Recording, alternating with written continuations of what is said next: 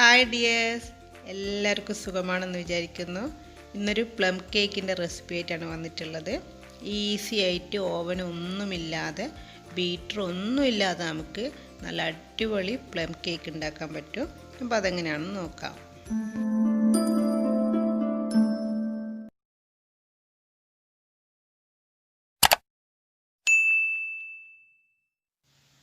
ആദ്യം തന്നെ നമുക്ക് ഓറഞ്ച് ജ്യൂസ് റെഡിയാക്കി വെക്കണം. അപ്പോൾ ഇതുപോലെ ഓറഞ്ച് എടുത്തിട്ട് നന്നായിട്ട് പിഴിഞ്ഞ് റെഡിയാക്കി വെക്കാം. അപ്പോൾ ഒരു ഓറഞ്ചാണ് ഞാനിവിടെ എടുത്തിട്ടുള്ളത്. അതിലോട്ട് നമുക്ക് ഡ്രൈ ഫ്രൂട്ട്സ് ഇട്ട് കൊടുക്കാം. ആദ്യം ബ്ലാക്ക് റൈസിൻസ് ഇട്ട് കൊടുത്തിട്ടുണ്ട് ഞാൻ, പിന്നെ യെല്ലോ എടുത്തിട്ടുണ്ട്. പിന്നെ ഇത് ഞാൻ തന്നെ ഉണ്ടാക്കിയ ഹോം മെയ്ഡ് ടൂട്ടി ഫ്രൂട്ടിയാണ്. അതിൻ്റെ ലിങ്ക് മുകളിൽ കാണാം നിങ്ങൾക്ക്. പിന്നെ ഡേറ്റ്സ് ആണ് എടുത്തിട്ടുള്ളത്.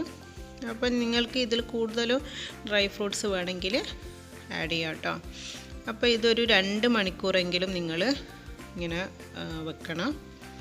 ശേഷം നമുക്ക് ഷുഗർ ഒന്ന് കാരമലൈസ് ചെയ്ത് എടുക്കണം. അപ്പോൾ ഞാനിവിടെ 1/2 കപ്പ് ഷുഗറാണ് എടുത്തത്. നമ്മളൊരു കേക്ക് ഉണ്ടാക്കുമ്പോൾ അളവ് പ്രധാനമാണ് കേട്ടോ. അപ്പോൾ കറക്റ്റ് 1/2 കപ്പ് ഷുഗർ തന്നെ എടുക്കുക നിങ്ങൾ.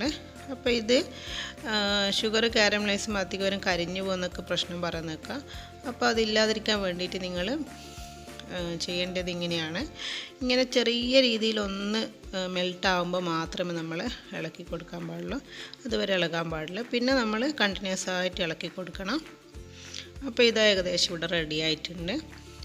ഇനി ഇതിലോട്ട് 1/2 കപ്പ് തിളച്ച വെള്ളമാണ് ഞാൻ ഒഴിച്ച് കൊടുക്കുന്നത്. അപ്പോൾ അത് ഇളക്കി ഉടനെ തന്നെ നന്നായിട്ട് റെഡിയാക്കുക. ഇളക്കി എന്താ ഇങ്ങനെ ഇപ്പോൾ ഏകദേശം ആയിട്ടുണ്ട്. നന്നായിട്ട് കാരമലൈസ് ആയി പോകാൻ പാടില്ല. അപ്പോൾ നമുക്ക് കേക്കിൽ ഒഴിക്കാൻ പറ്റാത്ത രീതിയാവും. എന്നിട്ട് അത് തണുക്കാൻ വെക്കുക. ശേഷം ഞാൻ 2 മുട്ടയാണ് ഇതിനെടുത്തിട്ടുള്ളത്. ഇത് മിക്സി നന്നായിട്ടൊന്ന് അടിച്ചെടുക്കണം. അതിൻ്റെ കൂടെ തന്നെ നമ്മൾ 1/2 കപ്പ് ഷുഗർ പൊടിച്ചത് 1/2 കപ്പാണ് ഞാൻ എടുത്തിട്ടുള്ളത്. പിന്നെ ഒരു 1/4 കപ്പ് ഓയിലും എടുത്തിട്ടുണ്ട്. സൺഫ്ലവർ ഓയിലോ വെജിറ്റബിൾ ഓയിലോ ഏത് വേണമെങ്കിലും നിങ്ങൾക്ക് എടുക്കാം. വെളിച്ചെണ്ണ എടുക്കരുത്. നന്നായിട്ട് മിക്സിയിൽ അരച്ചെടുക്കാം. ശേഷം അതൊരു ബൗളിലോട്ട് ഒഴിച്ച് കൊടുക്കണം. ഇനി നമുക്ക് പൊടികൾ എടുക്കണം. അപ്പോൾ ഞാനൊരു 1/4 കപ്പ് മൈദയാണ് എടുത്തിട്ടുള്ളത്. അപ്പോൾ ഇൻഗ്രീഡിയൻസിൽ എന്തെങ്കിലും ഡൗട്ടൊക്കെ വരുന്നുണ്ട്, ഞാൻ ഫസ്റ്റ് അതൊരു ലിസ്റ്റായിട്ട് ഞാൻ കൊടുക്കുന്നുണ്ട് വീഡിയോൻ്റെ ആദ്യം. അത് നോക്കിയാൽ മതി കേട്ടോ. അപ്പോൾ കറക്റ്റ് മനസ്സിലായിക്കോളൂ, ഒരു ഡൗട്ടും വരില്ല. പിന്നെ ഇതിലോട്ട് 1 ടീസ്പൂണ് ബേക്കിംഗ് പൗഡറും പിന്നെ ഒരു 1/4 ടീസ്പൂൺ ബേക്കിംഗ് സോഡയാണ് ഇട്ട് കൊടുത്തിട്ടുള്ളത്. ഇത് നന്നായിട്ട് മിക്സ് ചെയ്യാം. ഇനി ഇതിലോട്ട് 1 ടീസ്പൂൺ ഏലക്കപ്പൊടിയും പിന്നെ 1 ടീസ്പൂൺ പട്ട പൊടിച്ചതും ഒരിത്തിരി ഗ്രാമ്പൂ പൊടിച്ചതും ഇട്ട് കൊടുക്കുക. ഇതെല്ലാം കൂടി നന്നായിട്ട് മിക്സ് ചെയ്യണം. അപ്പോൾ ഇത് നന്നായിട്ട് റെഡി ആയിട്ടുണ്ട്. ഇനി ഇത് നമുക്ക് നേരത്തെ റെഡിയാക്കി വെച്ചിട്ടുള്ള ബാറ്ററിലോട്ട് ഇട്ട് കൊടുക്കണം. കുറേശ്ശായിട്ട് ഇട്ട് കൊടുക്കണം കേട്ടോ. എന്നിട്ട് ഇതേപോലെ ഒരു സൈഡിലോട്ട് മാത്രമേ ഇളക്കാൻ പാടുള്ളൂ, അല്ലെങ്കിൽ കേക്ക് ശരിക്കും അതിൻ്റെ പാകത്തിന് റെഡിയാവില്ല. അപ്പോൾ നന്നായിട്ട് ഇളക്കി നന്നായിട്ട് യോജിപ്പിക്കണം. ഒട്ടും കട്ട പിടിക്കാൻ പാടില്ല. പിന്നെ ഇതിലോട്ട് നമുക്ക് നേരത്തെ റെഡിയാക്കി വെച്ച കാരമലൈസ്ഡ് ഷുഗർ ഒഴിച്ച് കൊടുക്കുക. എന്നിട്ട് നന്നായിട്ട് യോജിപ്പിക്കുക. ബാക്കിയുള്ള ഫ്ലോർ ഇട്ട് കൊടുക്കുക. എല്ലാം കൂടി നന്നായിട്ട് മിക്സ് ആവണം. പിന്നെ ഒരിത്തിരി വാനില എസൻസ് ആണ് ആഡ് ചെയ്യുന്നത്.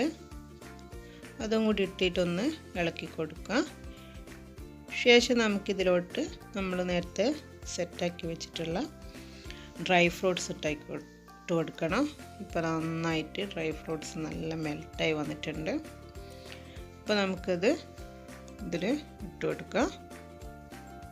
പിന്നെ അതിൻ്റെ കൂടെ തന്നെ ഞാൻ കുറച്ച് ബദാമും അണ്ടിപ്പരിപ്പും അതും കൂടി ഇട്ട് കൊടുക്കുന്നുണ്ട്.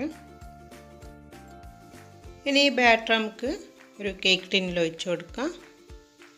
അടിയിലൊരു ബട്ടർ പേപ്പർ വെച്ചിട്ടുണ്ട്, അടിയിലെല്ലാം സൈഡിലൊക്കെ ഞാൻ വെച്ചിട്ടുണ്ട്. ഇങ്ങനെയാകുമ്പോൾ നമുക്ക് നല്ല പെർഫെക്റ്റ് കേക്ക് റെഡിയായി കിട്ടും. ഇതിൽ എയർ ബബിൾസൊക്കെ ഒഴിവാക്കിയതിന് ശേഷം നമ്മളിത് ഒരു അടുപ്പത്ത് ഒരു പാൻ വെച്ചിട്ടുണ്ട്, അതിലോട്ട് വെച്ച് കൊടുക്കുകയാണ്. പിന്നെ ഇതിൻ്റെ മുകളിൽ അണ്ടിപ്പരിപ്പും റൈസിൻസും ഇട്ട് കൊടുക്കണം, ഒരു ഡെക്കറേഷന് വേണ്ടിയിട്ടാണ്. അത് വീഡിയോയിൽ കാണുന്നില്ല, അപ്പോൾ നിങ്ങളത് വെച്ച് കൊടുക്കണം. പിന്നെ ഒരു 20 മിനിറ്റ് എന്തായാലും ഒരു മീഡിയം ഫ്ലെയിമിൽ തന്നെ നിങ്ങൾ വെക്കണം കേട്ടോ. ശേഷം തീ നന്നായി കുറച്ച് വെച്ചിട്ട് വേണം വേവിക്കാൻ. അപ്പോൾ ഒരു 45 മിനിറ്റ് കഴിയുമ്പോഴത്തേക്ക് ഇതാ ഇങ്ങനെ പൊങ്ങി വന്നിട്ടുണ്ടാകും, കേക്ക് നല്ല റെഡി ആയിട്ടുണ്ടാകും. അപ്പോൾ ഒന്ന് ടൂത്ത് പിക്ക് കൊണ്ട് നമുക്കൊന്ന് ചെക്കും ചെയ്ത് നോക്കാം. അപ്പോൾ ഇത് നല്ല റെഡിയായി വന്നിട്ടുണ്ട്. ഇനി ഇത് പുറത്തെടുത്ത് വെക്കുക.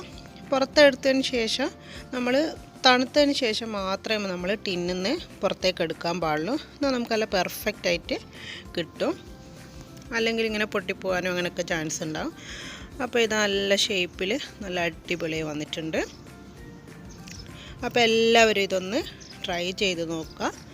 അപ്പോൾ ഓവനും ബീറ്ററും ഒന്നും ഇല്ലാത്തവർക്കും നല്ല പെർഫെക്റ്റ് കേക്ക് ഉണ്ടാക്കാൻ പറ്റും.